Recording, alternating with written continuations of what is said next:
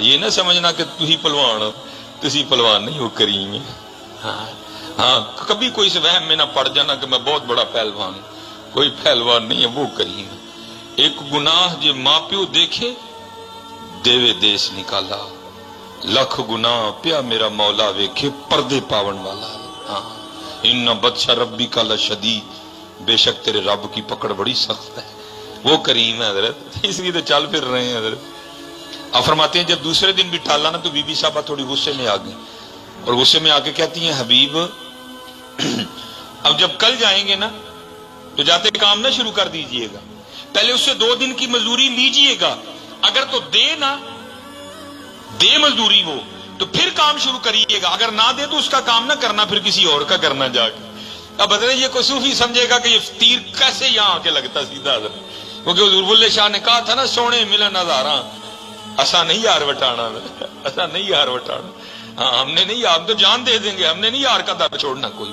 آپ فرماتے یا تیر لگا، ساری رات میں سسکیاں لیتا رہا، اس نے کیا دیا ہے، 70 ماؤں سے بڑھ کے پیار کرنے والا رو رب ہے، اس کا در چھوڑ کے جاؤں تو جاؤں کہاں۔ خیرہ فرماتے تیسرا دن آیا، میں پھر چلا گیا، فرماتے سارا دن پھر اسی طرح اللہ اللہ کی۔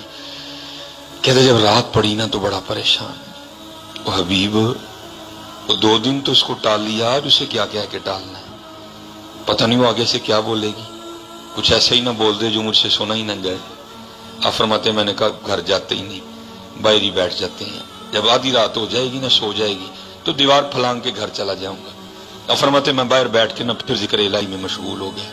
آپ فرماتے جب آدھی رات گزری نا تو میں گھر گیا، لیکن جب گھر گیا تو کیا دیکھتا ہوں، گھر کا سارا منظر بدلے، وقت آدھی رات کا ہے لیکن کیا گھر میں چولہا جل رہا ہے اور کچھ پکنے کی خوشبو آ رہی ہے۔ آپ فرماتے میں بڑا حیران ہوا، وہ اتنی رات کو فقیر کے گھر چولہا کیسے جل گیا؟ یا تو پھر دل میں خیال آیا گاؤں میں سے کسی کو میری غریبی پہ ترس آیا ہوگا، کوئی کچھ دے گیا ہوگا۔ خیر اب دیوار پھلانگنے کا تو سوال ہی نہیں اٹھتا تھا۔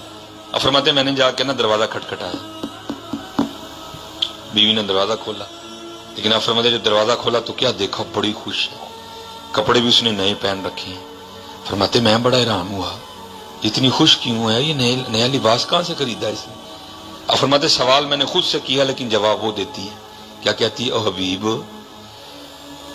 کوئی آپ کس کی مزدوری کرتے رہے، آپ کا مالک تو واقعتاً بڑا کریم ہے، آپ کا مالک تو واقعتاً بڑا کریم ہے۔ اب فرماتے میں نے پوچھا کیوں، کیا ہوا؟ کہتی گھر آ کے خود ہی دیکھ لیں کیا ہوا۔ اب فرماتے جب اندر گیا تو جا کے کیا دیکھتا ہوں، جس چیز کی ضرورت تھی نا سب کام باہر لگا ہے۔ کہتی آپ تو کام کر رہے تھے نا، آج آپ نے زیادہ کام کیا ہے، آپ کا مالک کتنا کریم ہے، آپ کو اس نے نہیں کہا، یہ اس کے بندے آئے تھے، سارا کچھ وہ دے کے گئے ہیں، سارا کچھ وہ دے کے گئے ہیں۔ ہاں حضرت حبیب فرماتے جب میں نے اس کی کرم نوازی دیکھی تو میں رو پڑا۔ تو آپ فرماتے مجھے روتا دیکھ کر وہ کہتی ہے رو نا، خالی سامان ہی نہیں آیا، ساتھ پیغام بھی آیا ہے۔ تو حضرت حبیب کہتے ہیں میں نے پوچھا پیغام کیا آیا ہے؟ تو کہتی ہے پیغام ہی آیا ہے حبیب تو کام میں کمی نہ آنے دینا، مزدوری میں نہیں آنے دیں گے۔ چلے ہماری بے وفائی پر بھی وہ اتنا پیار کرتے ہیں، اگر ہم با وفا ہوتے تو کیا ہوتے، دل تو کیا چیز ہے ہم روحوں میں اترے ہوتے، تو نے چاہا ہی نہیں چاہنے والوں کی طرح۔ 2 منٹ رہ گئے ہیں میرے پاس، ایک اور سنا کے بس میں اجازت چاہوں گا حضرت، اور ہاتھ جوڑ کے عرض کروں گا بھائی او دن متھا نہ لاؤ، دن یاری لاؤ۔ دجلہ کے کنارے جو گھر بنا رکھے زبیدہ جب گزری وہاں سے، ٹھیک ہے جناب، وہ ہاں حضرت جی جو ہے نا وہ یاری لگائیں حضرت جی، پھر دیکھو تو صحیح رنگ کیا لگتا ہے۔ یہ حضرت عبداللہ بن زید رحمۃ اللہ تعالی علیہ، یہ حضرت جنید بغدادی رحمۃ اللہ تعالی علیہ کے دور کے بزرگ ہیں، نکاح نہیں کیا ساری زندگی، جذب کا غلبہ رہا، استغراق سکر کا غلبہ رہا، تو نکاح نہیں کیا ساری زندگی۔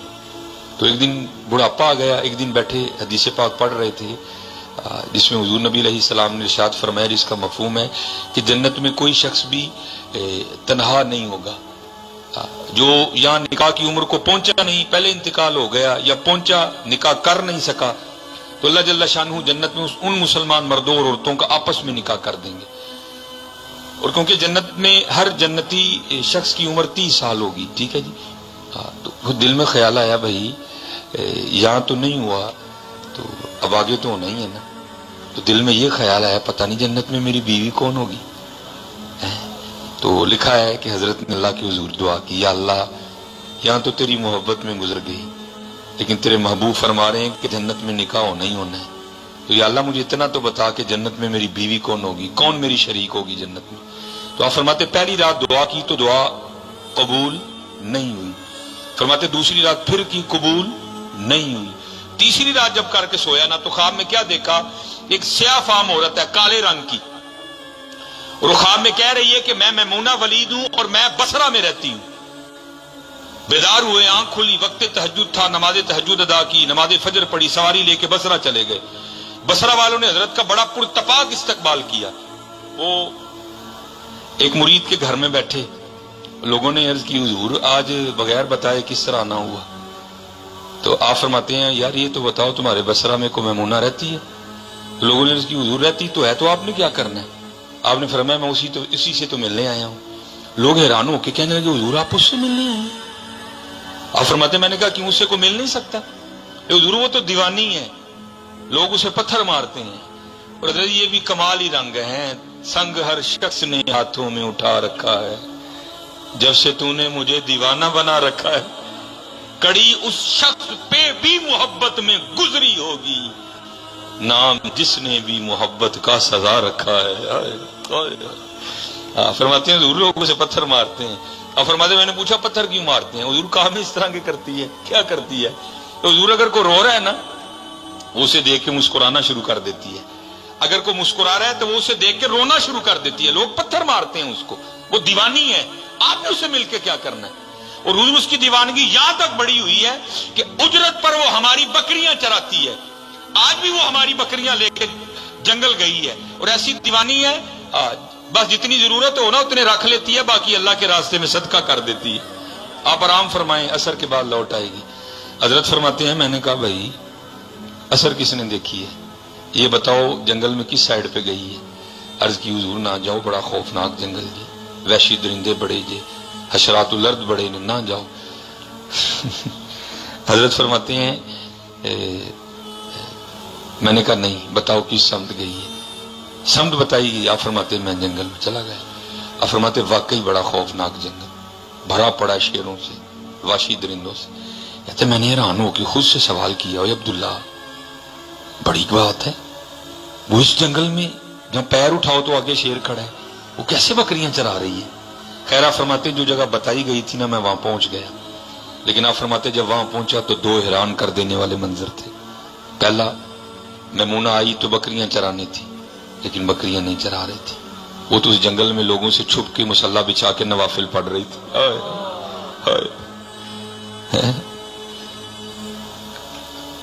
اور دوسرا حیران کر دینے والا منظر یہ تھا کہ آپ فرماتے وہ تو نوافل پڑھ رہی تھی اور بکریاں کون چرا رہا تھا؟ آپ فرماتے دیکھا تو شیر بکریاں چرا رہے تھے. میں بڑا حیران ہوا، یہ فطرت کس طرح بدل گئی، یہ شیروں نے بکریاں کب سے چرانی شروع کر دی؟ آپ فرماتے بکریاں چر رہی ہیں، شیر ارد گرد پہرا دے رہے ہیں. اگر کوئی بکری باہر بھاگتی ہے نا تو شیر اسے پکڑ کے واپس لے آتا ہے، لیکن کہتا کچھ نہیں. آپ فرماتے میں حیران اور پریشان کھڑا ہوں، بھائی ہو کیا رہا ہے؟ کہتے مجھے نہیں پتا چلا کہ کب حضرت میمونہ نے نماز ختم کر دی، مجھے نہیں پتا چلا. اور مجھے مخاطب کر کے کہتی ہیں اوے عبداللہ وہ ملنے کا وعدہ تو جنت میں تھا، تو یہاں ہی آ گیا. ملنے کا وعدہ تو جنت میں تھا، تو یہاں ہی آ گیا. فرماتے میں بڑا حیران ہوں، اس سے پہلے ملاقات ہی کوئی نہیں، اس کو میرا نام کس طرح پتا چل گیا؟ تو آپ فرماتے یہ سوال میں نے حضرت میمونہ سے کیا. میں نے پوچھا میمونہ اس سے پہلے تیری میری کوئی ملاقات نہیں، تو تجھے میرا نام کس طرح پتا چل گیا؟ تو آپ فرماتے حضرت میمونہ نے جواب دیا ہے عبداللہ جس اللہ نے رات کو میرے بارے میں تجھے بتایا نا، اسی اللہ نے رات کو تیرے بارے میں مجھے بھی بتا دیا. یہ حضرت ہمارے اسلاف ہیں. امین تو اقبال نے کہا تھا تھے تو آبا وہ تمہارے ہی مگر تم کیا ہو، تھے تو آبا وہ تمہارے ہی مگر تم کیا ہو، ہاتھ پہ ہاتھ دھرے منتظر فردا ہو. کہتے سب سے زیادہ جس چیز نے مجھے حیران کیا وہ یہ تھی کہ یہ شیر بکریاں کیوں چرا رہے ہیں، ان کو کھا کیوں نہیں رہے، یہ کیسے دوستی ہو گئی، یہ یاری کیسے لگ گئی، یہ صلح کیسے ہو گئی آپس میں؟ آپ فرماتے یہی سوال میں نے حضرت میمونہ سے بھی کیا. میں نے کہا میمونہ یہ تو بتاؤ یہ شیروں نے بکریاں کب سے چرانی شروع کر دی، کب سے ان کی آپس میں دوستی ہو گئی، یہ کب سے یارانہ لگ گیا؟ تو آپ فرماتے آگے سے حضرت میمونہ رو پڑی اور مجھے کہتی ہیں اے عبداللہ، اور جس دن سے میں نے اپنے اللہ سے یاری لگائی ہے نا اس دن سے ان شیروں نے میری بکریوں سے بھی یاری لگا لی ہے. یاری لالو جی، یاری لالو لگا کے تو دیکھو یار، ہماری بے وفائی پر بھی وہ اتنا پیار کرتے ہیں، اگر ہم با وفا ہوتے